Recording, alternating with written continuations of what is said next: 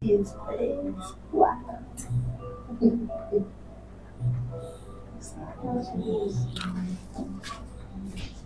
Dilo. Estamos en vivo. No estamos en vivo. ¿Hay otra pluma? Oh, sí, ahí traigo un lápiz, si quieres, chécalo. Debe de estar ahí, amor. ¿Qué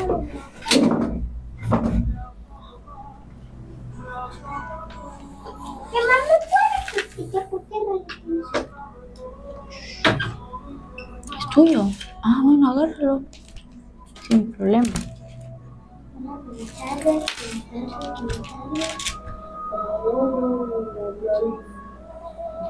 Están abiertos los micrófonos, ¿no? ¿Verdad? No, Bueno. ¿estos? Sí, de hecho, tú me dices. 2, 2, 3.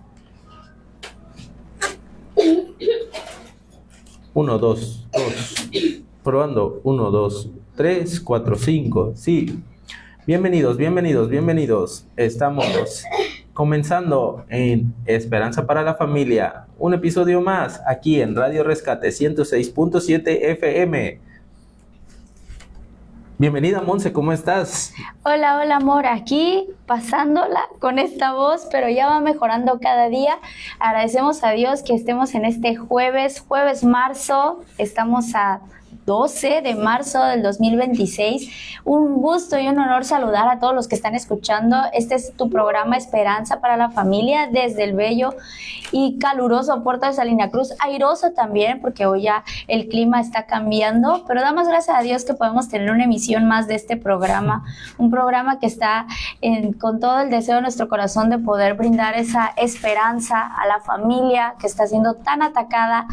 Y bueno, pero traemos hoy un tema bastante bonito, ¿verdad, cielo? Muy buenas. Saludos a todos los que se están conectando a través de este Facebook Live. Estamos completamente en vivo, estamos iniciando el episodio número 5. El día de hoy traemos un episodio llamado Indignos de este mundo. Y tú dirás, ¿cómo? ¿De qué se tratará? Bueno, el día de hoy vamos a hablar acerca de precisamente cuán importante es para Dios la vida de los justos, pero también cuán es incómodo y hasta a veces poco valorado para este mundo cuando una persona se levanta en pos de la justicia. Entonces, ¿cómo lo podemos hoy explicar de otra manera? Miren que el ser humano en esta tierra siempre está persiguiendo fama, hay un deseo por la fortuna, ¿verdad? ¿Quién no quiere estabilidad económica? ¿Quién no quiere, pues, no pasar penurias, que las cosas salgan bien, que uno arranque un negocio y que prospere, que uno emprenda y que nos convertamos en la mejor nini de la ciudad, ¿verdad? ¿Quién no quiere seguridad en medio de la ola de violencia que estamos viviendo aquí en nuestro estado, también en nuestro hermoso país, México, en la República? ¿Quién no quiere salud? Yo quiero salud en estos momentos para mi garganta, por favor. Y pues muchas veces todas estas cosas que el ser humano busca, las busca bajo cualquier medio, bajo cualquier costo. Me quiero hacer rico, famoso, quiero lo bueno, bonito y barato, lo quiero bajo el costo que sea, no importa qué tenga que atravesar o qué tenga que hacer. Esa es muchas veces la mentalidad con la que se encuentran las personas, porque dicen es que quiero alcanzar una vida digna, pero sí, algo que queremos dejar claro en el programa de hoy es que pocos son los que descubren el propósito de esa vida digna que es de acuerdo al Señor, la que el mundo jamás va a reconocer, no la quiere abrazar, es más, pareciera que hasta trata de apagarla, porque es el reflejo de la justicia divina que no se soporta, ¿no? Y no están soportando. Cuando uno se conduce de la manera correcta, siempre van a levantarse las calumnias, la difamación y las cosas que puedan lastimar y herir el corazón de la persona. Así que quédate con nosotros en este programa, quédate a lo largo de este programa de Esperanza para la Familia. Queremos que puedas compartirlo también si lo estás escuchando a través de la radio y luego te topas con alguien, invítalo a escuchar este programa. Todos los jueves, estamos aquí en la 106.7 FM. No le cambies, quédate sintonizando este programa, y si nos nos estás viendo en las redes sociales, pues nos puedes ayudar a compartirlo también y que llegue a otras personas. Así es, vamos a comenzar hablando de lo que es parte del propósito de este episodio, ¿no? Indignos de este mundo. Tú puedes leer en el libro de Hebreos, capítulo 11, podemos encontrar lo que el autor de Hebreos menciona acerca de lo que es la fe. La fe, él explica qué significa la fe y con qué propósito la fe tiene en nosotros, la forma de cómo practicarla. O sea, es donde viene pues la fe, la certeza de lo que se espera, la convicción de lo que no se ve, pero también menciona que sin fe es imposible agradar a Dios. Entonces la fe es un medio de expresar el agradar a Dios, y que nuestra fe también tiene que ser acompañada con obras. Pero a lo largo de todo este capítulo de Hebreos 11, ¿no? Correcto. Que dice y menciona varios personajes, ¿verdad? De hecho, son más de 33 versículos, son 40 versículos donde se da la tarea de mencionar personajes, la mayoría, es más todos, ¿verdad? Creo del Antiguo Testamento, donde te puedes dar cuenta que con sus virtudes y defectos sirvieron a Dios de una u otra forma. Pero lo increíble de esta parte, ¿quieres que lea ya la parte final? No, quiero que de alguna manera nada más menciones ese pasaje, pues. Sí, porque mira, todas estas personas tuvieron situaciones específicas. Mira cómo dice el verso 36. Otros sufrieron la prueba de burlas, azotes, incluso de cadenas y cárceles. Fueron apedreados, aserrados por la mitad, asesinados a filo de espada. Anduvieron fugitivos de aquí para allá. Sí, el apartado que dice: cubiertos de pieles de oveja. El mundo no merecía gente así.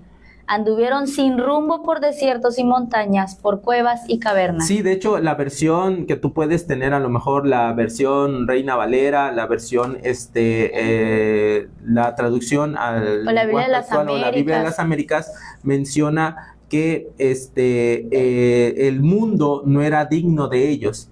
Este mundo no era digno, y cuando esta palabra se menciona, aquí la versión que tú leíste dice, el mundo no los merece, no los merece, o sea, no eran dignos de pertenecer a este mundo. Entonces, el autor de Hebreos menciona que, por darte algunos nombres, ¿no? Menciona a Abraham, menciona a Moisés, menciona a Rahab, menciona también por ahí a José, menciona varios héroes de la fe, que también se le conoce ese pasaje, que de alguna u otra manera, por causa de su fe, alcanzaron la justicia, o alcanzaron, digamos así, la justificación para el ser llamados y ser considerados dignos. Dentro de esa dignidad, el escritor de Hebreos dice que este mundo nunca reconoció esa dignidad. Nunca reconoció las virtudes que poseían, nunca fueron reconocidos como probablemente hoy se pueda reconocer al creador de una bomba atómica, al creador de una bomba nuclear, al creador de la dinamita, al creador, o sea, damos reconocimiento a la gente a través de sus actos, a través de sus acciones. Hay premios inclusive para dar el reconocimiento a investigadores. Está el premio Nobel, el premio Pulitzer, el premio, premio Oscar. Eso te iba a decir también a nivel de entretenimiento, ¿no? Están también en nivel, por ejemplo, los Grammys, los Billboard. O sea, siempre se está premiando como que lo máximo, ¿no? No sé si desconozco, amor, si hay algún premio para influencers, ahora que estamos en la época tanto de la... Sí, o sea, están los premios TikTok. Mira. Sí, los premios TikTok precisamente son, o están por ahí otros también premios, diferentes premios. ¿Qué quiere decir? Que el mundo siempre está como ponderando, siempre está dándole ponderancia a las personas que sobresalen de acuerdo a sus propios estándares, pero los hombres que tienes descritos aquí en Hebreos, está diciendo tal cual el autor en el verso 38, el mundo no los merece, o sea, no hay tal reconocimiento que el mundo puede hacer porque ni siquiera son dignos. El mundo no es digno de ellos. Digno, exactamente, no es que ellos no fueran dignos de este mundo, es que en realidad el mundo no estuvo a la altura de ese caminar por fe. Y no estamos diciendo que estos hombres sean distintos o diferentes a lo que tú y yo podamos ser, Eso. sino que son hombres que permitieron que sus vidas fueran influenciadas a través de una relación con Dios para ser guiados por Dios y ser usados por Dios. Pero en ese privilegio también, como dice el apóstol Pablo, se nos da la posibilidad y la oportunidad de ser colaboradores con Dios. Y escuchaba a un predicador que decía, esta palabra colaboración es una palabra que nosotros hoy en día utilizamos como sinergia. Y explicaba y decía, es increíble que la palabra de Dios nos diga que la sinergia, a como nosotros la entendemos, es que Dios soberano, creador de agujeros negros, creador de universos, estrellas, galaxias, logra tomar nuestra incapacidad, nuestra debilidad. Y las limitaciones. Sí, todas las cosas básicas del ser humano que es, y Él en su omnisciencia, omnipotencia y capacidad, utiliza nuestra humanidad para llevar a cabo su plan y su propósito. Mira que esto que hablas del tema de la sinergia tiene que ver con la aleación de metales. ¿Cómo podemos tener aleaciones, por ejemplo, en el oro, cuando lo tienes con aleaciones con otros metales y logras que si el oro rosa, que si el oro blanco, ¿no? Y tienen una función específica, ¿no? El famoso acero inoxidable, ¿no? Que tanto ocupamos. Pero cómo Dios, me encantó cómo lo explicaste, amor, porque Dios de verdad que hace esto, se une con nosotros y eso nos hace colaborar con Él. Él está en medio de nosotros. Y todos estos personajes de Hebreos 11 tuvieron defectos, errores, se equivocaron, fallaron, metieron se levantaron. Abraham metió la pata con su mujer, agarrando Agar. metiéndose con Agar. Podemos hablar de José tratando de quizá compartir sus sueños, pero no viendo que estaba provocando a ira a sus hermanos. Así es. Podemos hablar de Moisés, que también golpeó la roca del fastidio que tenía del pueblo. Todos eran humanos. Exacto. No eran hombres creados aparte. Venían de la misma descendencia terrenal de Adán, así como tú y yo venimos. Pero lo que es importante entender, el tema de hoy, es que esa dignidad no la produce el hombre. Esa dignidad no es consecuencia de los actos o de los hechos propios del hombre. Es producto de una relación con Dios que nos lleva al plan y propósito de Él, ¿sí? Todos estos hombres que vienen y mujeres que vienen en Hebreos, sí, son parte del plan de Dios. Entonces, la dignidad la otorga el Señor al nosotros ser instrumentos y permitir que Él utilice nuestra humanidad para cumplir su propósito.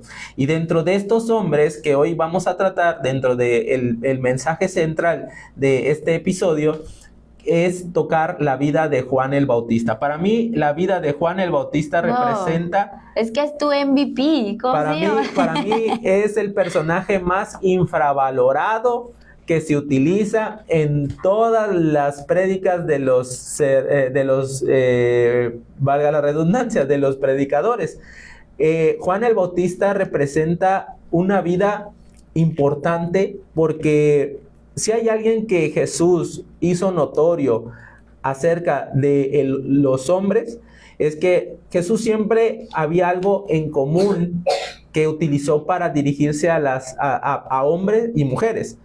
A una mujer le dijo, grande es tu fe. A un hombre también le dijo, grande es tu fe. O sea, Jesús podía exaltar y reconocer la virtud más entrañable de Dios, que es la fe, porque leímos, ¿no? Dice en Hebreos, ¿no? Sin fe es imposible agradar a Dios. Cierto. Pero Jesús habla de Juan el Bautista como el hombre más grande, nacido del vientre de una mujer. Ponte a pensar por un momento, la categoría que le está dando Jesús a Juan el Bautista es la de, por encima de cualquier hombre que haya nacido de una mujer, el primero en la fila o en el más alto es Juan el Bautista. Entonces, ¿por qué si un hombre como Juan el Bautista, que no hizo los milagros como los hizo quizá Moisés, abrir el mar rojo, que Dios utilizara la vara para traer todas estas plagas, hacer esta clase de milagros, convertir el agua en sangre, o sea, el mar en sangre, el río en sangre más bien? ¿Por qué este hombre tiene el título de ser grande entre los hombres, entre los nacidos de mujer? Y esa es la virtud que podemos, a la luz de la palabra, analizarla y decir, bueno, ¿qué tan interesante puede ser la vida de Juan el Bautista? ¿Qué tanto ¿Por qué es tan podemos importante? decir? Sí, Así ¿qué es. tanto podemos conocer acerca de la vida de Juan? Y también cómo lo podemos aplicar a nuestra familia, porque evidentemente aquí se llama esperanza para la familia. ¿Tendrá algo de trascendencia que yo sea un poco como Juan el Bautista? ¿Acaso Dios quiere que cambie estas ropas finas por ropas de piel de camello? ¿Tengo que cambiar mi dieta a Miel y comer, langostas. a comer chapulín con miel? ¿Servirá de algo eso? ¿Te hace más santo volverte vegetariano? ¿Aislarte de este mundo como era Juan, que vivía en el desierto, Ey. cerca del río Jordán? Que era ermitaño. Todas huraño. estas cosas verdaderamente tienen un propósito y un significado a la luz de la palabra, porque todas ellas, siempre, la palabra de Dios va a apuntar a una sola cosa, a Jesucristo, y va a darle el camino y la entrada a Jesucristo. Entonces Juan el Bautista es el reflejo de un nuevo pacto, pero también la conclusión de un viejo pacto. Y las respuestas a lo que estabas diciendo, ¿será que tengo que vivir de esta manera? Claramente tiene que ser que no, porque no es que vamos No, a... la vamos a ir contestando poco no, a poco, sí. Yo a lo que me refiero es que hay una razón cultural por la cual Juan el Bautista se comportaba así. Se creía, ¿verdad?, que Juan el Bautista era una asceta, que eran los ascetistas, era este tipo de... No se creía que... No, en realidad ¿era? lo que pasa es que no, Juan en algún momento, por el estilo de vida que refleja, lo que pasa es que Juan, después de su muerte, que para contestarte lo que estás diciendo del ascetismo, Juan deja de ser un fenómeno que se transmitía como tipo predicación, Ok. para que entrara la predicación de Jesús. De hecho, Juan reconoce cuando unos emisarios de los fariseos lo van a ver y lo van a buscar, le dice, ¿tú eres el Cristo o quién eres? Danos tus credenciales, ¿no? Pero él contesta claramente que él no era el Cristo, que él solamente era, como dice el libro de Isaías 43, soy la voz que clama en el desierto y que vengo a preparar el camino de Dios, el camino de Jehová. Entonces, tú te enteras otra vez de Juan el Bautista de manera cronológica hasta el libro de Hechos, capítulo 18, donde Apolos está hablando y está predicando, y los discípulos de Apolo lo único que han practicado es el bautismo de Juan. ¡Ey! ¿Sí? Porque fue popularizado. Exacto. Era parte como que ya de las actividades de que si querías creer en Dios, si querías seguir sus mandamientos, este era lo que estaba marcando la tendencia. Sí, ¿no? entonces, de alguna manera, ese es el último visaje de lo que Juan anunciaba como sermón, como sermón de arrepentimiento, ¿no? Entonces, de ahí en fuera, Jesús no viene a cambiar eso, al contrario, Jesús, dentro de la gran comisión, las últimas palabras que Él les da a sus discípulos después de resucitar en esos 40 días que Él se les presenta y les revela cosas del reino, una de esas es: vayan y prediquen el evangelio, bautizándolos en el nombre del Padre, del Hijo y del Espíritu Santo. Y el que creyere y fuere bautizado, y está haciendo referencia al bautismo de Juan, está haciendo referencia al bautismo de la sumersión en agua. Entonces, en esa misma línea vemos que Juan era el inicio de un nuevo pacto, pero la conclusión del pacto anterior. ¿Por qué? Porque si tú vas al libro de Malaquías, capítulo 3, versículo 1, y Malaquías, capítulo 4, del 5 al 6, dice las últimas palabras del Señor con las que cierra el último profeta del Antiguo Testamento. Dice: he aquí yo envío a mi mensajero, he aquí yo os envío al profeta Elías. Entonces, esta era una de las últimas palabras que el Señor estaba declarándole al pueblo a modo de avisar y de notificar. En estos tiempos, porque Malaquías es un libro que también está mencionando el acontecimiento de los postreros días. Y esos postreros días hacen referencia al juicio de Dios.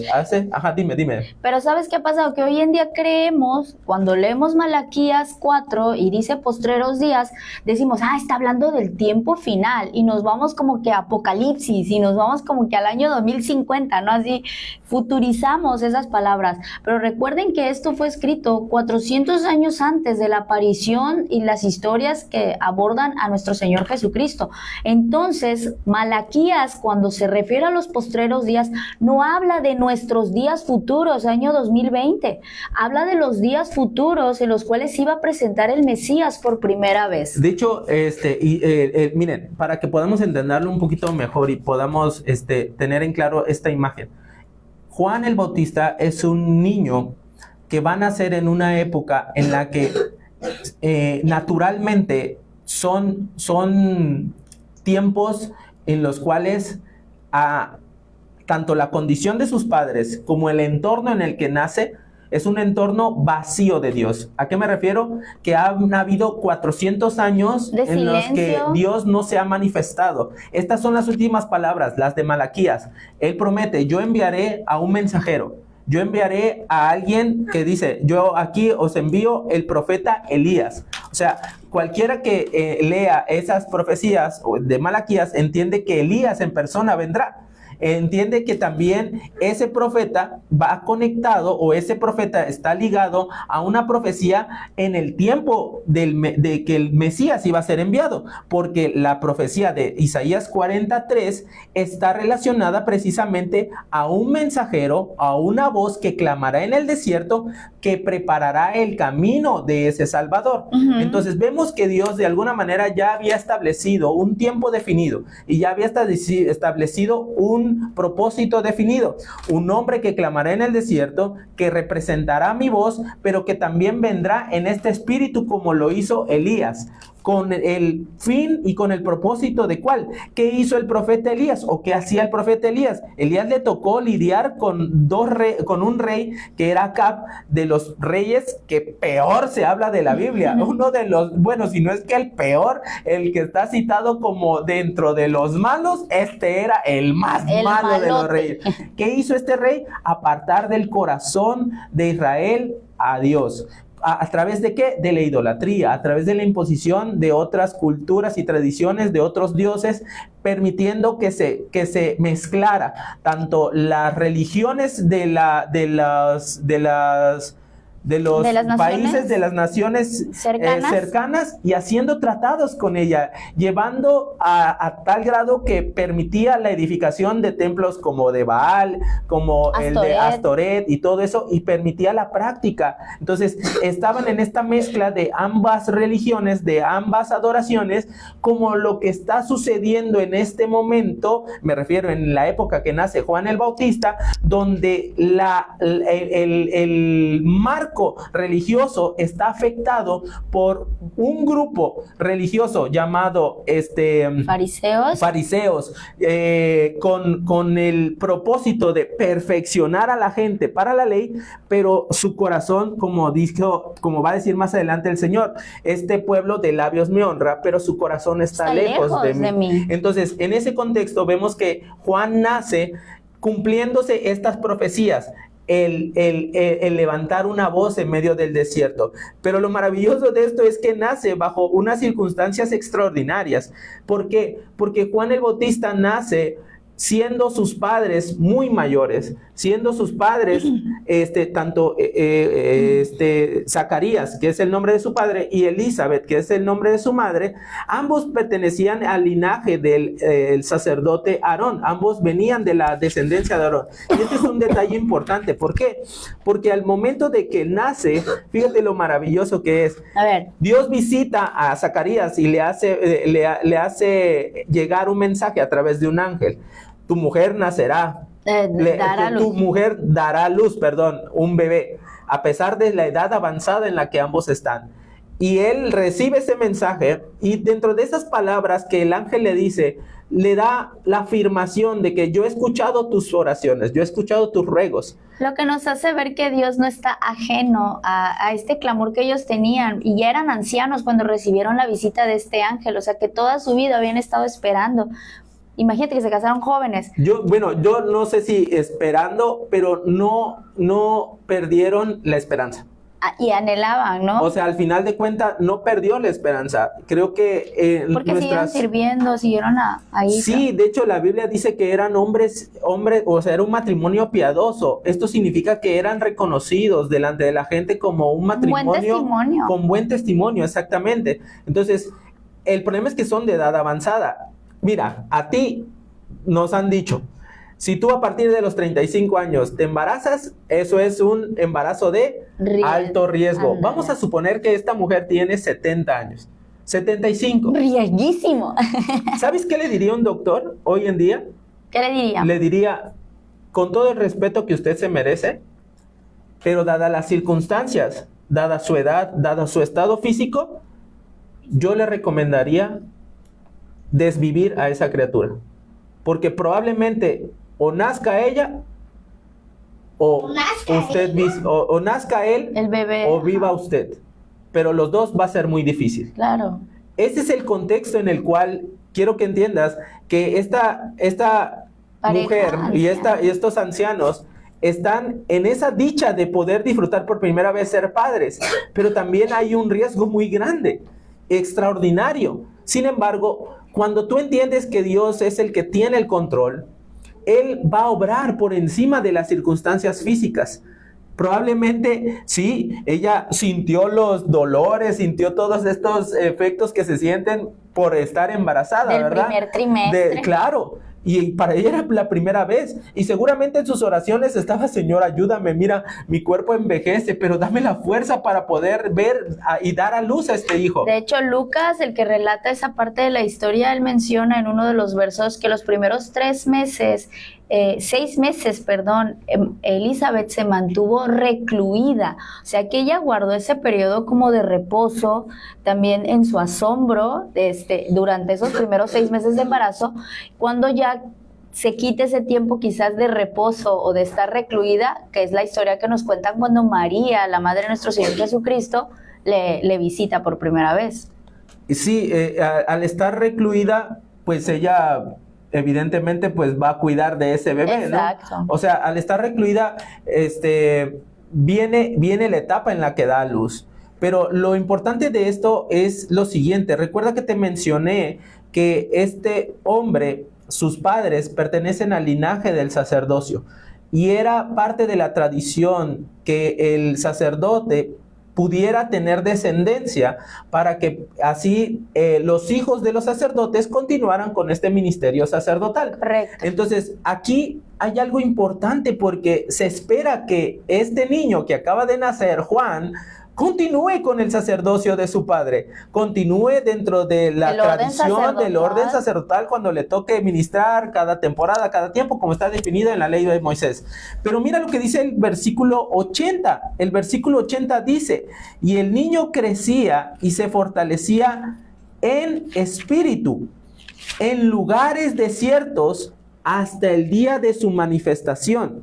Es curioso que Lucas, que es el que está haciendo este informe de investigación, narra que en lugar de que este niño creciera dentro de la cultura de los sacerdotes, dentro de la educación sacerdotal, dentro de la escuela sacerdotal, Juan no crece en medio de eso. Juan es apartado. ¿Por qué? No dice aquí. ¿Cuál fue la razón por la cual dice que crecía, se fortalecía en espíritu, pero vivió en lugares desiertos hasta el día de su manifestación a Israel? Este pasaje, la verdad, lo pasamos por alto. La gente lo omite. Lo leemos y ya tan así fue la vida de Juan. Porque Juan merece un trato especial. Merece un trato especial. This is the MVP. Un trato especial como hijo de sacerdote. Y él ahora está siendo llevado por alguna circunstancia que no menciona la Biblia, pero dice que es llevado a zonas desérticas. Pero esto es parte del plan y propósito de Dios. Y aquí podemos entender lo siguiente. muchas veces estamos en la situación en la de Juan el Bautista y su familia. No dice si se fue con sus padres, no dice qué pasó, Pero podemos especular, porque si ya sus padres eran ancianos, no pudieron haber estado hasta la adultez de Juan el Bautista. vamos a hacer un escenario. Esto es pensamiento Especulación. propio, especulación. Que ambos padres, como eran de edad avanzada, mueren y el familiar más cercano de Juan o de Zacarías, un hermano, un primo, no vivía en las regiones cercanas de Jerusalén. Lo más cercano era que a lo mejor vivía cerca del desierto, a las afueras, en Jericó, no sé, en alguna parte. Y ahí le tocó vivir, pero no había la facilidad para que él pudiera seguir llevando esta escuela sacerdotal. Y esa escuela sacerdotal tenía sus privilegios, porque en ese entonces el sacerdote pues tenía la oportunidad de comer bien, tenía la oportunidad de recibir su paga por trabajar en el templo, tenía la posibilidad inclusive de hacerse educado y convertirse en un fariseo, convertirse en un maestro de la ley o en un escriba. Entonces había carrera magisterial, por así decirlo, y para crecer y de ahí agarrarte y generar una vida de seguridad, una vida que en medio de este caos donde está Roma ahogando a la gente con impuestos, los sacerdotes, la gente relacionada al templo, pues de alguna manera vive bien, de alguna manera vive con cierta comodidad, con cierta lujo, hasta inclusive con cierta predicción también, sí, porque ya sabían qué tenían que hacer, ya sabían su trato, ya sabían cuándo les tocaría, y era por suerte que cada quien servía, ¿no? Pero ya era como una vida ya hecha, ¿no? Ahora, lo maravilloso de este pasaje que dice, y se fortalecía en espíritu, yo lo relacionaba, ¿por qué se fortalecía en espíritu? Fíjate, tú lees lo mismo acerca de Jesús, y de Jesús dice, y el niño crecía en estatura, en gracia, para con Dios y para con los hombres. Pero Lucas toma esta frase que dice fortalecía en espíritu. Lo maravilloso de Juan es que Juan, cuando está en el vientre de su madre y lo visita María, la visita María Elizabeth, son primas, ¿verdad? Sí, son primas. sí.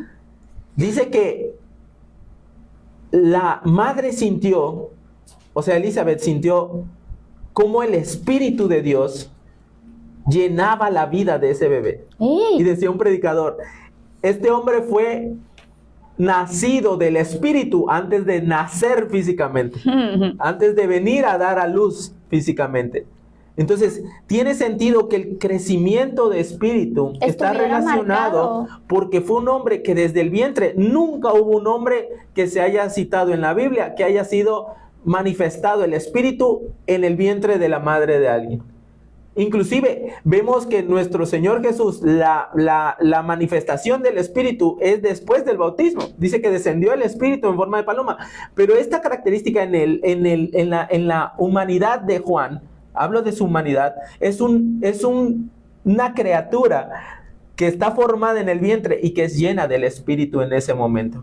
Entonces, este punto es el más radical de toda la cuestión de la vida de Juan. Juan es trasladado al desierto y en medio de ese desierto comienza un proceso que no le corresponde, puede que sea injusto, puede que sea inhumano. No, más que inhumano, es un trato de Dios exclusivamente, donde Él lo está permitiendo, ¿sí? Y muchas veces en nuestras vidas, en nuestras familias, estamos en esa misma disyuntiva, donde decimos, es que no merezco esto que me está pasando, no merezco, yo no debería estar aquí, yo debería estar con los sacerdotes, yo debería estar en lugar de estos harapos, en lugar de esta situación porque precaria. La vida me trata así, ¿no? Estas frases. Ajá, o sea, porque no estamos conociendo el plan y el propósito de Dios, no estamos entendiendo lo que Él quiere hacer con nosotros.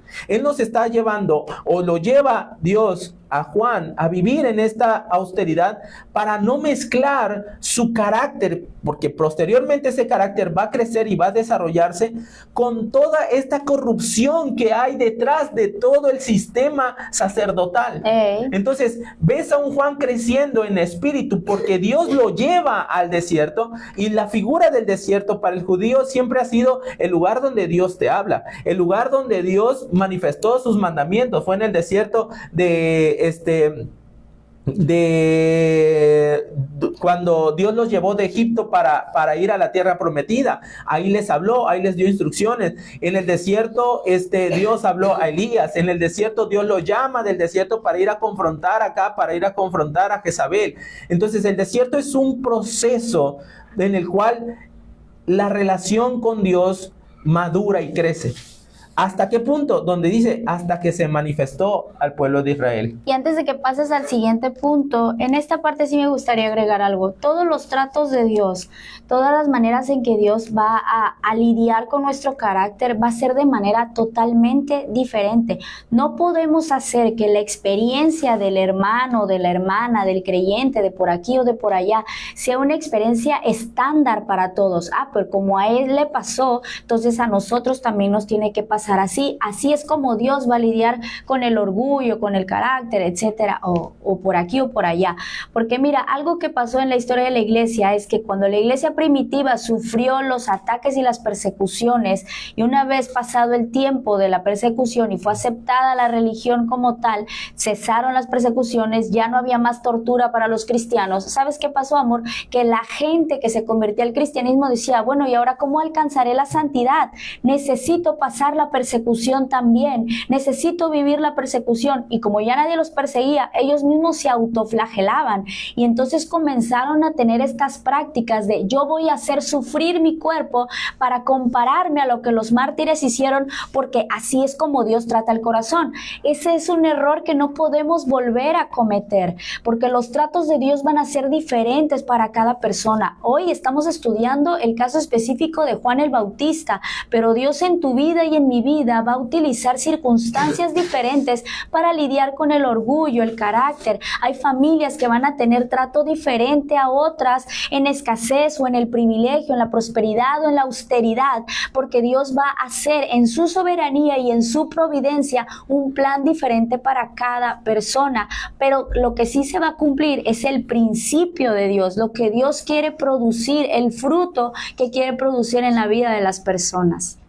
Sí, entonces tenemos este reflejo de lo que es el propósito de Juan.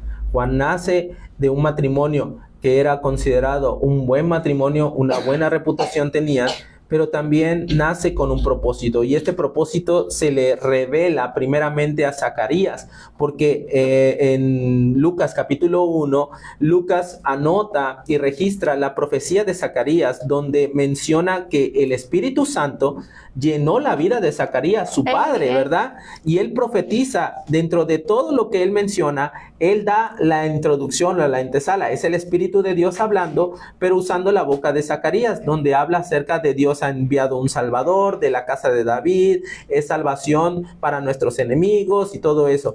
Pero cuando toca el tema de Juan, fíjate lo que dice: y tú, niño, profeta del Altísimo serás llamado, porque irás delante de la presencia del Señor para preparar sus caminos. Es lo que decía Isaías, exactamente, de la profecía, para dar conocimiento de salvación a su pueblo, para perdón de sus pecados, para la entrañable misericordia de nuestro Dios, con que nos visitó desde lo alto la aurora, para dar luz a los que habitan en tinieblas y en sombra de muerte, para encaminar nuestros pies por camino de paz.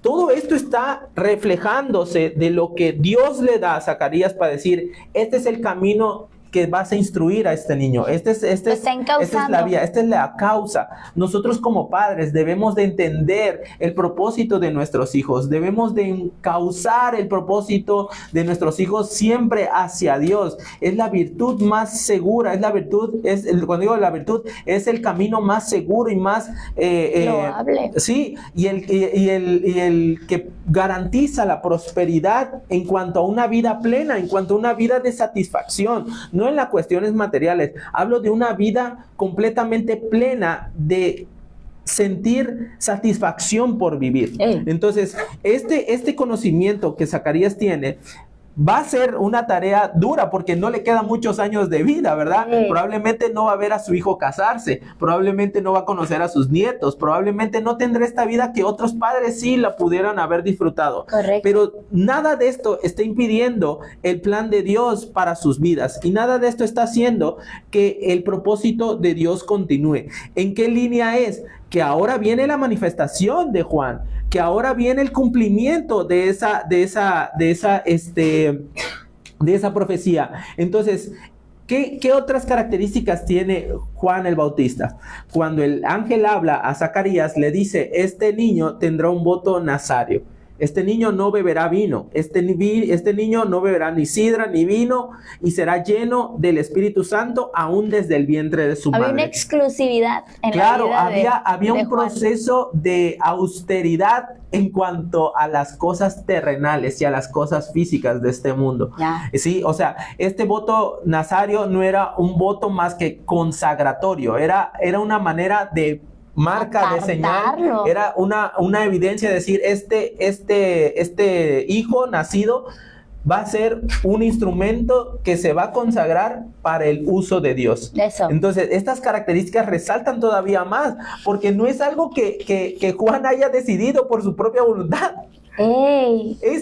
Juan es el reflejo de una muerte continua a todas las aspiraciones y deseos que como hombres podemos tener de manera personal. Tú mereces el linaje sacerdotal, tú mereces la vida cómoda, tú mereces todo esto, tú lo ves de lejos, tú ves a otros disfrutando, tú dices, pero yo debería de tener a chance de eso también, porque yo estoy acá en la austeridad, en la precariedad. Pero todo es parte del plan de Dios. Lo que nos lleva al punto de que Juan el Bautista hace un choque cultural. O sea, un Juan el Bautista hoy en nuestros días se daría de topes. Más bien la gente se daría de topes contra él porque hoy vivimos en una cultura que dice yo me merezco todo, busca tu felicidad primero, tienes que ver por ti misma, si te hace feliz a ti, no importa lo que el mundo diga, porque no está dispuesta la sociedad de hoy en día a ceder sus derechos. Al contrario, todo el tiempo los está reclamando. Y yo creo que Zacarías hizo esa parte de enseñarle el camino a Juan, en el sentido de, Juan, tú eres el que prepara el camino, tú no eres el camino, Juan, tú no eres el Mesías, Él viene tras de ti, tú vas adelante a anunciar para perdón de pecados, tú vas a traer luz como una lámpara, allanando el camino, como una lámpara, pero ojo, tú no eres la luz, Juan, la luz viene. Tú eres solamente la lámpara para mostrar hacia dónde es el camino. Y esto creo que siempre estuvo en el corazón de Juan. ¿Por qué? Porque ves a un hombre que cuando se levanta para comenzar su ministerio, para hablarle a la gente, en Lucas capítulo 3, te topas la manera en que es el carácter de Juan. El carácter de Juan el Bautista es un hombre que no tiene temor al hombre, no tiene temor a lo que dirán de él. No tiene temor, no está, su mente, su corazón ha sido preparada en este desierto para romper con toda ligadura en lo material, en la comodidad, en la posición jerárquica. Nada de eso le llama la atención a Juan. Es más, no está ni siquiera en su boca el reclamarlo. Porque cuando vemos que Juan se levanta en su ministerio para predicar, son unas palabras hermosas las que utiliza Juan. Que si tú fuéramos invitados a predicar y comenzamos nuestro sermón así, nos tiran una silla. Nos tiran una silla. Se paran y se van. Porque cuando Juan comienza a anunciarle a la gente lo que tiene que hacer para bautizarse, fíjate cómo él predicaba en Lucas capítulo 3. Dice aquí que él comenzaba sus sermones diciendo, oh generación de víboras, ¿quién los enseñó a huir de la ira venidera? ¿Tú te imaginas que yo vaya a una iglesia o vayamos a un lugar, demos un sermón, es el brindis de alguien o es vamos a dar unas palabras de aliento, de ánimo y lo primero que diga es, tú que te comportas como una víbora, que huyes de la ira de Dios, tú que eres colmilludo como la víbora, palabra, que eres mentiroso como Satanás fue mentiroso en el Génesis, ¿no? Espérate, amor. ¿Sabes qué es lo triste? Que sí hay lugares así, donde llegas y el juicio está por encima de la gracia. Evidentemente, o sea, cuando este tipo de cosas ocurren, no entendemos cuán grande es el precio que se pagó por nosotros, porque no éramos dignos de recibir ese regalo. La gracia es un regalo y la condición a la condición a la que uno recibe y la condición a la que tú das a otro, definitivamente es la misma en cuanto a no soy yo más digno que tú para recibir esa gracia. Al contrario, mis pecados pueden ser aún peores que los tuyos para recibir la gracia. Aparte, Juan el Bautista como que está sacudiendo el avispero, porque el mensaje que trae está potente. Es que el problema de Juan el Bautista no es con la gente. El problema de Juan el Bautista tampoco es con los líderes religiosos. El problema que Juan el Bautista tiene es que está claro que el tiempo en el que él fue llamado es el tiempo final de todas las cosas. Él sabe perfectamente que el cumplimiento de la profecía de Isaías y el cumplimiento de Malaquías no es solamente para traer libertad de que viene el Mesías, porque su anunciamiento es ese, ¿no? Dice, vuélvanse a Dios, arrepiéntanse de sus pecados, porque eso era lo que decía. Dice, ¿quién les enseñó a huir de la ira venidera? Ustedes deben de hacer frutos dignos de arrepentimiento y no piensen a decir dentro de ustedes mismos, es que tenemos a Abraham por padre, porque yo les digo que Dios puede levantar a hijos a hijos a Abraham aún de estas piedras. Y es que Dios ha puesto el hacha en la raíz para todo árbol. Por tanto, el árbol que no dé buen fruto será cortado y será echado en fuego. Todas estas cosas quiero que entiendas que Dios se las ha manifestado a Juan como profeta. No, él no las está inventando por inventar. O sea, él tiene bien en claro el panorama. No le importa la funa. No le importa la censura, no le importa la funa, porque él no tiene ningún principio comprometido con nadie. Creo que ese es el punto, ¿no? El punto es que él no tiene que deberle a nadie. Ajá. Él no tiene un testimonio que alguien le pueda refutar. Él no tiene algo que pueda echarle en cara. Ha vivido austero, ha renunciado a sus derechos, ha dejado atrás esa vida que le ofrecía el estatus de sacerdote. Y ahora centrado en lo que Dios ha hablado a su vida, porque dice ahí la escritura, hasta que Dios le habló. Dios le ha mostrado, en este pedacito que tú has visto, Dios le ha mostrado que la gente sabe huir de la ira de Dios. El anuncio, arrepiéntanse, bautícense. Para ellos, bautizarse como judíos, pues no era una cuestión nueva. En realidad, la inmersión en agua servía como ritual de purificación. En este caso, por ejemplo, las mujeres hacían esta inmersión en agua para traer alguna especie de limpieza corporal. Y también se les pedía a los que eran extranjeros, que venían de otras naciones, se les pedía a modo de confirmar su entrada, aparte de la circuncisión para los hombres, se les pedía que los sumergieran en agua con el propósito de convertirse a judíos. Convertirse a judíos, exactamente. Pero ver que Juan está haciendo el anuncio de que también tú como judío necesitas esta inmersión en agua, aunque pienses que no la necesitas por el hecho de decir, pues es que yo soy de Abraham, el linaje de Abraham tiene entrada en los cielos. Entramos, aunque pues Dios sabe, ¿verdad?, que no cumplimos con todas las expectativas de la ley, pero por ser descendientes de Abraham, nosotros nos vamos al cielo. ¿Qué vienes tú a decirnos que estamos en pecado y necesitamos arrepentirnos? Por eso es que el mensaje de Juan el Bautista comienza siendo tan agresivo y tan hiriente quizá para algunos, porque el propósito es llamar la atención y sacudir ese corazón que está, digámoslo así, enajenado, endurecido, con una coraza de piedra, ¿verdad? Entonces vemos que esto ya es algo que Dios le ha mostrado a Juan. El pueblo no da frutos dignos de arrepentimiento. me presentan sacrificios, Sí. pero por Hacen lo presentar, ritual, hacen lo ritual, celebran fiestas, pero es para emborracharse, buscan la manera de satisfacer su propio bien, no les interesa la justicia, la misericordia y el juicio, que son la base de mis enseñanzas, de El mi ley. amor, ajá. Ellos están primeramente con no solamente con el afán de cumplir los mandamientos de hombre, porque para eso estaban los fariseos, para meterle más carga al mandamiento. Ey. Y luego, como era tan pesado cumplir esos mandamientos, llegaba al corazón y se desfallecía con tal de, esto es imposible de alcanzar. Entonces Juan ofrece, mediante de Dios, porque es la voz, el camino a acercarse nuevamente a la restauración de Dios con su pueblo. Pero lo maravilloso de Juan es esto, que cuando a Juan se le pregunta a través de, porque los fariseos empiezan a ver que hay un loquito allá en el río Jordán bautizando a la gente. ¿Y bautizando para qué? Si no son extranjeros, no, son judíos que se están volviendo a Dios, porque él lo que dice es que a través del bautismo hay perdón de pecados. Pero ¿cómo perdón de pecados? Si para eso tenemos al templo. Entonces los fariseos agarraron y dijeron, bueno, ¿ha hecho alguna clase de milagro?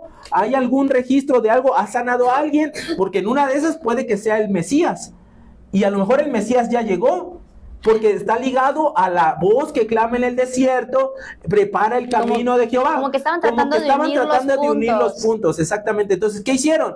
Mandan una comitiva, mandan un representante a decirle a Juan, disculpe, señor Juan, ¿es usted el Mesías o esperamos a otro? ¿Sí? Y Juan tiene la total libertad de decir, no soy yo el Mesías. Yo no soy el Salvador, yo no soy el Redentor, porque este mensaje de Juan verdaderamente estaba provocando algo que no solamente era un mensaje humano, era un mensaje en el cual Dios estaba visitando a su pueblo, trayendo arrepentimiento a la gente, y para que la gente, imagínate, no habiendo transporte, no todo el mundo tenía la capacidad de salir al desierto, la gente iba al desierto y dice que iban multitudes a bautizarse. Estaba concurrido. Entonces, de alguna manera el mensaje no solamente era popular, estaba trascendiendo en los corazones del pueblo judío. Porque mucha gente tomaba la decisión de bautizarse, siendo judíos, cuando en su tradición decían no había necesidad, pero lo hacían porque eran motivados por el mensaje de Juan. Ahora, imagínate, no solamente el pueblo promedio, raso, dice aquí que publicanos iban a bautizarse. Dice aquí que inclusive soldados romanos querían bautizarse. Entonces, la trascendencia del mensaje estaba llegando y estaba escalando de tal manera que la fama de Juan se dio a conocer. Pero esta fama no hizo que el corazón de Juan se menguara, o sea, se volviera altivo. ¿Por qué? Porque al final de cuentas, en sus palabras, cuando él es cuestionado, ¿sí? Pregunta que si Juan era el Cristo, Juan le responde a todos y le dice, miren, yo a la verdad los bautizo en agua, pero viene uno más poderoso que yo. Fíjate, Juan reconoce que tiene poder, pero el poder no lo está utilizando para manipular. El poder no lo está utilizando para sacar ventaja, para sacar un beneficio, para sacar algún interés de parte de la gente. El poder que reconoce que Juan tiene es un poder que no le pertenece, es un poder que convence al corazón del que le estaba escuchando para volverse a Dios, para hacer la voluntad de Dios. Y esto es lo más maravilloso, que tienes un hombre que reconoce que tiene poder, pero él dice, viene delante de mí o viene tras mí un hombre más poderoso que yo. No soy digno de desatar la correa de su calzado, porque él los viene a bautizar con el Espíritu Santo y con fuego. Pero eso sí, su aventador está en la mano y él viene a cosechar. Viene a cosechar el trigo para guardarlo en su granero y viene a poner la paja en su lugar, que es en el lugar donde el fuego nunca se apagará. Date cuenta toda la revelación que tiene Juan acerca del tiempo final. O sea, Juan es un hombre que conoce lo que sabe, lo que supo en su momento Daniel, lo que supo en su momento Jeremías, lo que supo en su momento Isaías. O sea, él tiene la revelación de todo esto. ¿Por qué? Porque Dios, en su comunión con él, en su desierto que atravesaron, todas estas cosas le fueron reveladas a Juan. De otra manera, hablaría de lo que no entendería, pero es Dios dándole la revelación de lo que va a ocurrir. Y tú tienes esta parte en la cual él reconoce que Cristo viene a traer, o sea, el Cristo viene a manifestar el juicio de Dios, viene a manifestar el juicio de Dios. Pero en esta situación también vemos a un Juan que está lleno del Espíritu Santo, está predicando, pero reconoce su posición. ¿Por qué? Porque es un hombre dispuesto a ceder. Es un hombre dispuesto a menguar. Dice, yo tengo que menguar para que Él crezca. Yo tengo que rendir mi vida en absoluto a Él, porque Él es el Mesías, Él es el Salvador. Pero gente, no me vean a mí, no me volteen a ver a mí como el medio para llegar a Él. Yo solamente estoy haciendo la voluntad de Él para que ustedes al final, si yo soy la lámpara, esta lámpara tarde o temprano se apagará. Tarde o temprano dejará de estar. Y entonces detrás de esta lámpara viene la luz verdadera. Viene la luz que alumbra a todo hombre. ¡Ey! Y esa es la parte que también nosotros, mira, podemos aprender de Juan. Nos da miedo a veces ceder el control. Nos da miedo a veces dejar que la gente siga a la luz. Queremos siempre ser la lámpara, queremos ser siempre el medio para que las personas que están detrás de nosotros nos consulten, nos digan qué hacer, o más bien nos pregunten qué hacer.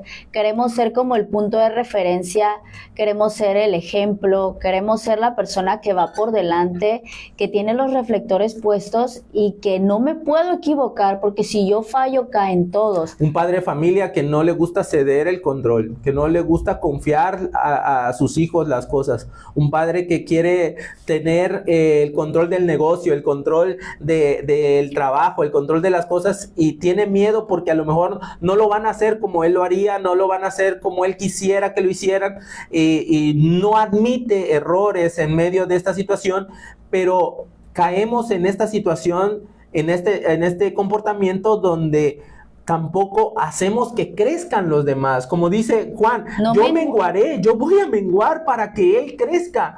Mi fama menguará, mi reconocimiento de la gente menguará. Yo dejará de ser, inclusive, mira Monse, inclusive, perderé gente a la cual yo me invertí, a la cual yo le di tiempo, a la cual yo le di conocimiento, sabiduría, entendimiento de las cosas, para que sigan a Él. No Juan y ¿acaso Felipe y Andrés eran discípulos de Juan el Bautista? Y se convirtieron en los apóstoles. Y siguieron a Jesús. Y Juan no le dijo, oye, me quitaste dos, mano, no seas abusivo, ¿por qué me quitas a mis discípulos? Al contrario, él sabía que tenía que menguar porque los reflectores y la luz estaban sobre Jesús. Y eso es algo que habla de la humildad del corazón de Juan el Bautista. Me gusta mucho cómo lo ejemplificas para con la familia. Creo que como padres siempre debemos de procurar no buscar que nuestros sueños y ambiciones personales se cumplan en nuestros hijos. Que si yo me frustré como actriz y me frustré como cantante, si me frustré... No fui médico y tú vas a ser médico, ¿no? O sea, porque mencionaba esos casos porque luego hay esas historias, ¿no? Donde quiero que mi hijo sobresalga. Es que yo no logré hacer esto. No porque tú no lo hayas logrado, sino porque tú quieres ver a tu hijo en una mejor condición que tú. Si tú no lograste alcanzar X, Y o Z meta por las circunstancias que hayas vivido, deja que tu hijo también persiga sus propias metas. Obviamente estamos hablando de cosas específicas, ¿no? Ahorita también en el consejo que decías tú, como padres vamos a encauzarlos al temor de Dios, a que apunten a una vida en Cristo. Oye, pero yo nunca fui una persona religiosa, ¿por qué voy a dejar que mi hijo lo sea? Dale el espacio para que él conozca a Dios, para que tenga también sus propios cuestionamientos, que él pueda experimentar la verdad de Dios en su vida. Sí, incluso esta misma humanidad de Juan no deja de ser algo que por causa de ser lleno del Espíritu de Dios, desde muy chiquitito, caminar con Dios, escuchar la voz de Dios, conocer los planes a futuro de Dios, conocer su propio propósito, eso no le exime de presentar las debilidades humanas. ¿Por qué? Porque Juan también se atrevió a hacer lo que en su momento todo profeta hacía del Antiguo Testamento: irse a pelear con las autoridades en turno. Y Juan se atreve a declararle el pecado que estaba cometiendo en ese entonces el rey de la región, Herodes. ¿verdad? Que se estaba metiendo con la hermana. Ya había de hecho su mujer a su cuñada. Exactamente, se estaba metiendo con la mujer de su hermano. Ándale. Entonces, esto era notorio porque mientras toda la corrupción de alrededor, los líderes religiosos se lo aplaudían, se lo permitían, se lo hacían lo de la vista, Se hacían de la vista gorda. Esto enciende a Juan y Juan es encarcelado precisamente también. De hecho, incluso dice que Herodes quiso matarlo, pero tuvo miedo porque el pueblo se le iba a echar encima.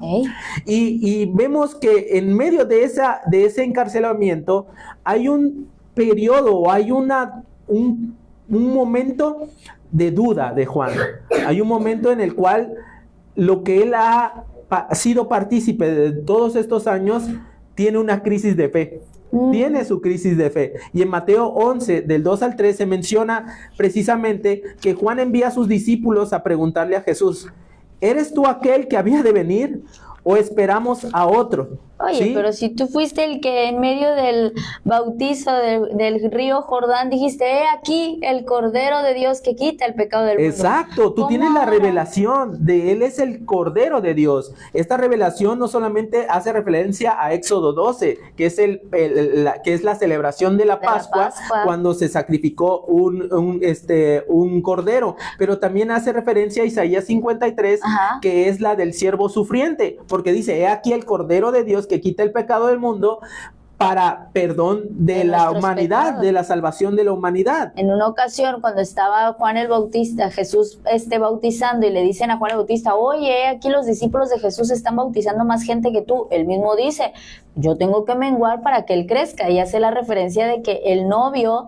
el amigo del novio se alegra. Que lo el amigo, dime la cita, el amigo del novio se alegra por el novio que va a casarse. Entonces, en medio de eso, de esa crisis de fe, Juan manda a preguntar, díganle, ¿es él el Mesías o no lo es? ¿Por qué?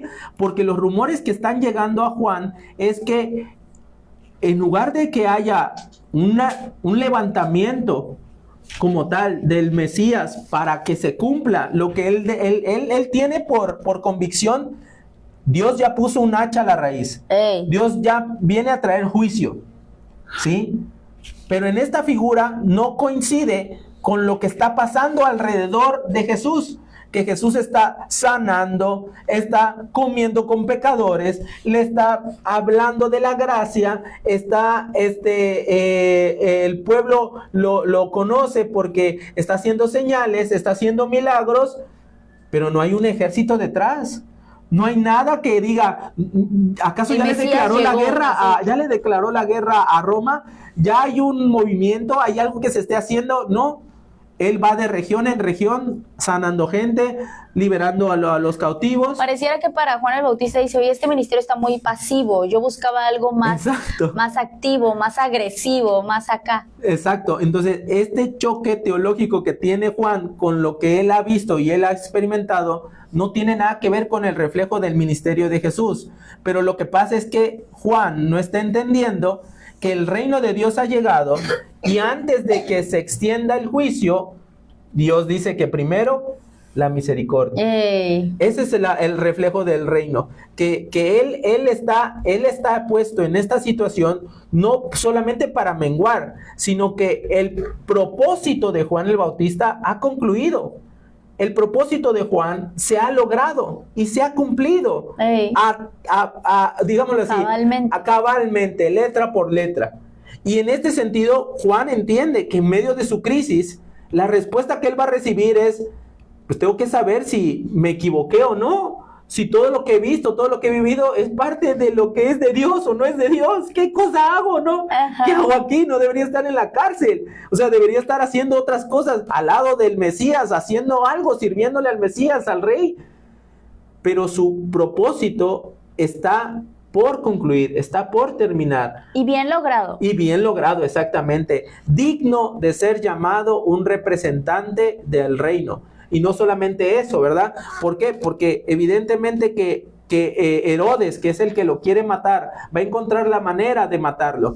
Va a haber una celebración de cumpleaños, va a ser una fiesta, y en una de esas, Salomé su hijastra, baila y le pide la cabeza de Juan el Bautista en una bandeja, a modo de decir, ya no queremos más que esté atacando, ¿no? Y esto inspirado malamente por su madre.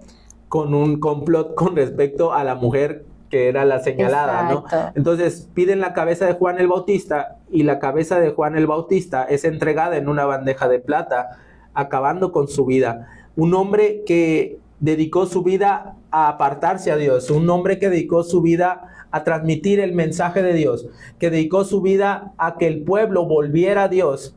Su cabeza estaba en la bandeja de plata en uno de los palacios donde se supone que está el representante de Dios en la tierra como gobernante. ¡Hey! Así de corrupto estaba este mundo. Así entrega a la gente a la cual tú puedes darle el voto de confianza, al cual Dios ha dado el visto bueno, por así decirlo, al cual Dios ha apartado y ha puesto como un hombre obediente a su llamado y fiel a lo que él ha hecho, dispuesto a negarse a los privilegios, dispuesto a negarse a todas estas cosas que él podía merecer por linaje o por derecho, pero su cabeza está en una bandeja de plata. Y vemos esto, ¿por qué? Porque Juan muere por decir la verdad. Juan muere por pelear por pelear la batalla de la justicia, por hacer lo correcto. Juan muere por llevar una voz que tenía que ser la voz que señalara la maldad, tanto de la cabeza como de todo el cuerpo.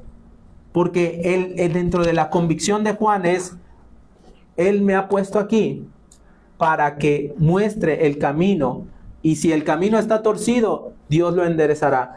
Todo si el camino alto, si la colina es muy alta, Dios aplanará esa colina. Si el valle es muy profundo, Dios lo rellenará. Y cualquiera que sean las circunstancias, Dios abrirá camino y se abrirá paso. Yo soy el anunciante, yo soy el que viene a decir que el tiempo de Dios se ha acercado, que el tiempo para buscarle a Dios ha comenzado, pero que también vengo a anunciar esta última era o esta última época, porque vendrá un juicio delante de. Y ese juicio para el pueblo judío no es que iba a ocurrir dentro de 1000 años o 2000 años ahorita. Ese juicio iba a ocurrir apenas 60, 70 años después. Y no podemos asociar a que esa profecía es para el tiempo actual. Bueno, pastor, pues ahorita está la guerra de Irán y de Israel. No. Ese juicio ocurrió en el año 70 después de Cristo, con la destrucción del templo de Jerusalén.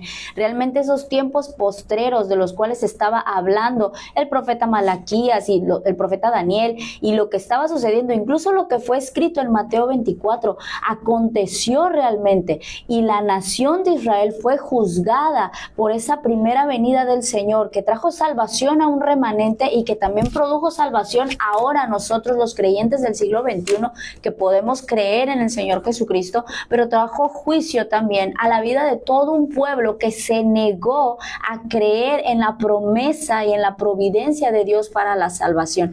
Y comenzamos el programa hablándoles de que el mundo persigue la fama, la fortuna, las proezas, los aplausos y todo el reconocimiento, pero no está dispuesto a vivir una vida digna, porque el resultado, al menos para Juan el Bautista, tú pudieras decir, sí, pero ¿de qué sirvió haber sido fortalecido por el Espíritu? ¿De qué sirvió haberse apartado en una vida ascetista, en una vida sin lujos, en la austeridad, como tú decías, si al final fue puesta su cabeza en una bandeja como un obsequio de regalo de cumpleaños para Herodes?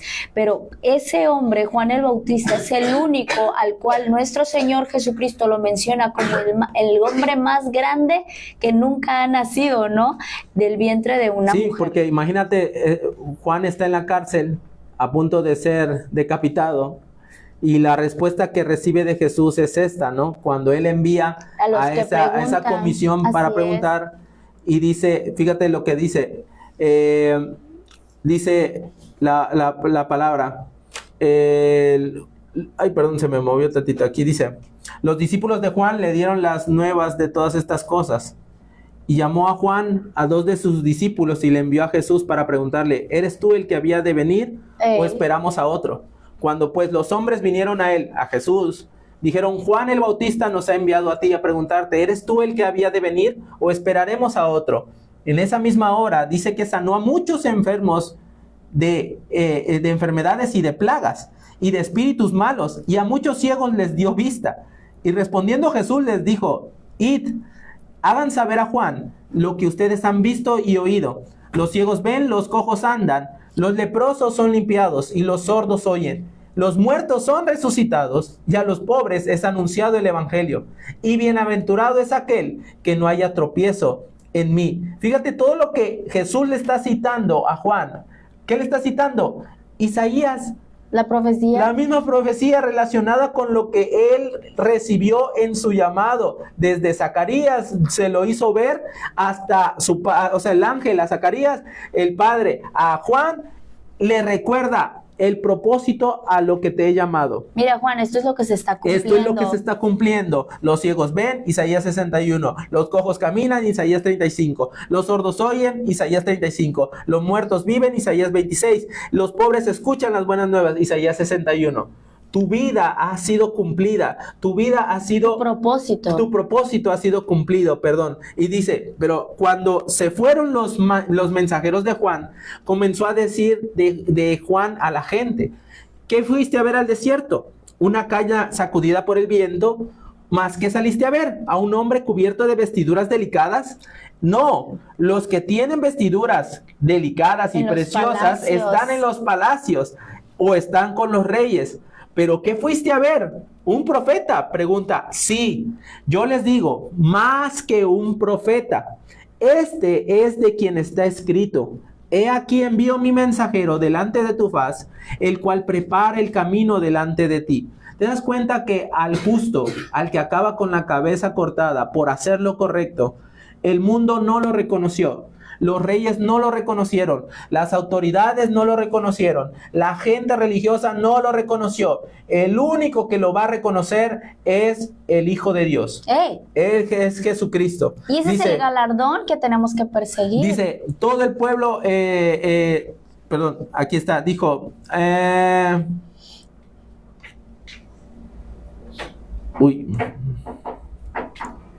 ¿qué saliste a ver? No, el cual prepara el camino delante de ti. Y todo el pueblo y los publicanos, cuando lo oyeron, justificaron a Dios bautizándose con el bautismo de Juan. Pero los fariseos y los intérpretes de la ley desecharon los designios de Dios respecto de sí mismo, no siendo bautizados por Juan. Entonces, él termina diciendo: os tocamos flauta y no bailaste, os endechamos y no lloraste, porque vino Juan el Bautista, que ni comía pan ni bebía vino, y lo condenaron diciendo: demonio tiene. Porque no hace lo que la gente espera que hagas. Vino el Hijo del Hombre, que come y bebe, pero ahora dices: este es un hombre comelón y bebedor de vino, amigo de publicanos y pecadores.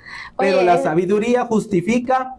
¿Sabes cómo se puede leer esa frase? Con la frase que siempre dice mucho: demasiado cristiano para los mundanos, demasiado mundano para los cristianos. Así es. Entonces vemos que la afirmación vino de parte de Dios en cuanto a lo que Dios valora verdaderamente. Nosotros estamos llamados a que en cada uno de nuestra familia, cada uno de lo que somos, tengamos un propósito definido, y ese propósito lo encontremos y tengamos la plenitud de lo que es conocerle a Dios, vivir para Él, vivir una vida entregada a Él, porque ese es el todo del hombre. El todo del hombre está basado en conocerle, en guardar sus mandamientos y en amarle, para que verdaderamente nuestro propósito en esta vida, así acabemos en una bandeja de plata o nos permita Dios llegar hasta la edad vejez, pero disfrutemos a plenitud de estos días, ¿no? Claro que sí. Y bueno, con esto terminamos el programa de este día. Esto fue Esperanza para la Familia y el programa que escuchaste hoy se dedicó y se llamó Que no somos dignos de este mundo, ¿cierto? Indignos de este mundo. Indignos de este mundo. Esta fue la historia de Juan el Bautista, pero queremos invitarte a que nos escuches el próximo jueves y vamos a estar de manteles largos aquí en Esperanza para la Familia, que nos ayudes a compartir este mensaje y que cada día que tengas la oportunidad de escuchar también la 106.7, sabemos y creemos que hay un mensaje de Dios para tu vida a través de esta estación de radio. Gracias a los que se estuvieron conectando, gracias a sus mensajes. Tenemos mensajes de Tag de Avi, buenas noches, bendiciones. Hasta Manzanillo, Colima, Dios me los bendiga. Gracias Así por es. saludarnos y por compartir esta transmisión. La pastora Lupita Breiter de Rescate de Dios también nos manda saludos. Igualmente, pastor, un abrazo fuerte. Y un comentario por acá que dice: muchas veces los padres evangélicos o los padres creyentes evitan o frustran a sus hijos y no dejan que se equivoquen, porque en la religión, entre comillas, tienen que ser perfectos y no pueden ser señalados, no se puede decir que se equivocaron, y estos hijos son asfixiados, ni siquiera les permiten tener un trabajo secular o convivir con otras personas fuera de la congregación. Es cierto esto que nos estás comentando. Dice que sean libres en el Señor y que ya no tengan el deseo insaciable de validación. Gracias por haberte mantenido conectada en el mensaje, y a todos los que nos escucharon, pues esto fue Esperanza para la Familia, pero no olvides Que Siempre siempre habrá esperanza para la familia. Bendiciones, nos vemos el próximo jueves. Tendremos invitado especial. Acuérdate, acá te dejamos para que te suscribas al canal de YouTube y aquí abajo vas a encontrar otros playlists de más episodios que ya están. Ahí puedes encontrarlos en Esperanza para la Familia en YouTube. Muy bien, síguenos en nuestras redes sociales. Estamos en Instagram como Esperanza para la Familia, TikTok también estamos como Esperanza para la Familia, y aquí en Facebook nos puedes encontrar a través del perfil de Luis Guillermo Herrera Morales Jr. Entre paréntesis, Esperanza para la Familia. Y bueno, fue un placer que nos hayas escuchado hoy. Cortamos la transmisión de este día y nos quedamos aquí en la radio. Adiós.